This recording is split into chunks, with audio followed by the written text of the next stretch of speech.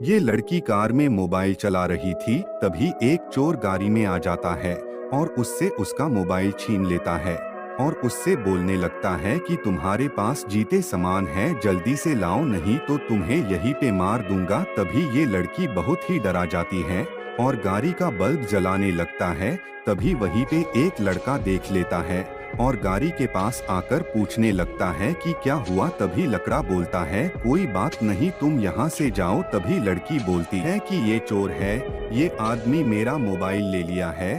तभी ये चोर बाहर निकलकर इस लड़के को मरने जाता है। तभी ये लड़का उसको पकड़कर पुलिस को फोन करने के लिए बोलता है।